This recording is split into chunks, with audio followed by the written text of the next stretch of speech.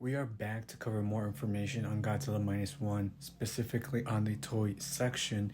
Bandai revealed more images for their upcoming King series in a 6-inch. Now, if you take a closer look, the packaging is back. Back in the old days when you would purchase a toy from Bandai, you would usually get this package, traditionally showing Godzilla 2000 or the classic Godzilla.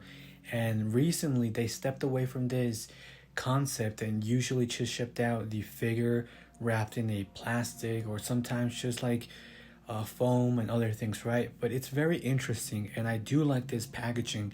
You have the classic Godzilla logo, you have Godzilla Minus One, and it looks very beautiful. I'm a big fan of red, and you know I definitely love this packaging. Now, I believe the King series is supposed to be around 12 inches to 10 inches.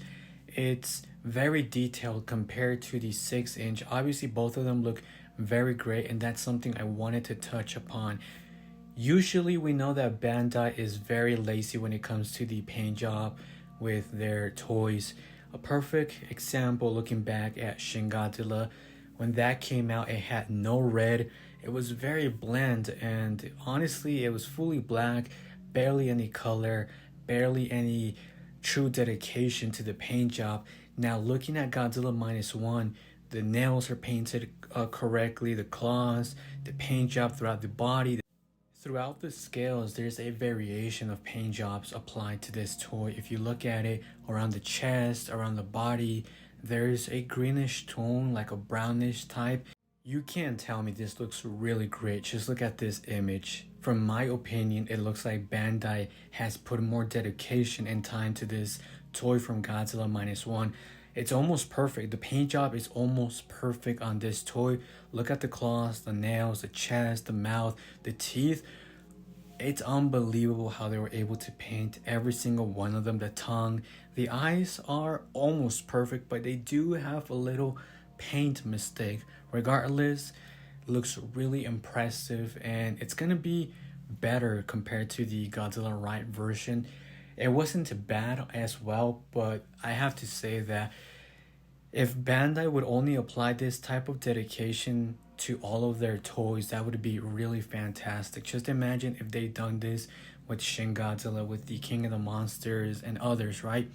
And they do have an opportunity to remix or release those figures with better paint job or more accessories.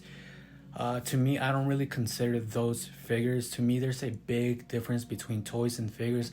I consider Bandai like those, the ones that you see right here, toys, because a figure is meant to be for high collectors, something that offers a variety of articulation with high detail, high price. A toy is something very affordable that comes very simplified, and this is what I consider to be a toy. But of course, most people do call them figures, and it is what it is, you know. But I'm gonna stick to my opinion. Let me know in the comments down below what you think about this toy.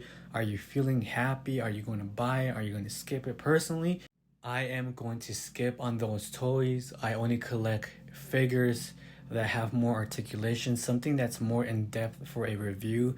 This is the type of things that we want from Bandai, from this specific brand right here, right? From the movie Monster series, the King series. They really need to step up their game and do stuff like we see right here, right now with Godzilla Minus One. I hope that moving forward, Bandai really improves with their paint jobs and more articulation if that's possible.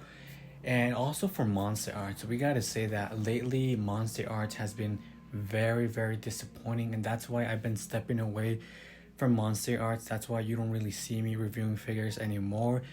And on top of that, I only review figures that I actually like and enjoy instead of buying every single thing just because it's a trend or just because everybody is kind of forced to do it for a review. In my opinion, I only buy what I collect and what I value in my collection.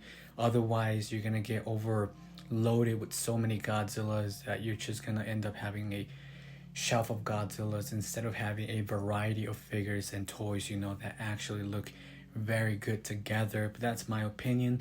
For sure I'm getting the Monster Arts, but that's gonna be like my final kind of figure with Monster Arts. Again, we talked about this in the past, but Recently, a lot of people have been disappointed with Monster Arts because of their quality control, bad articulation. It just seems like they aren't trying, and that's why most people are definitely going with Haya Toys this year. But no matter what, we got to give them a chance and see if they have changed or not. I've heard that the Gamera from Monster Arts has been very disappointing. And let me know in the comments, is that true or not?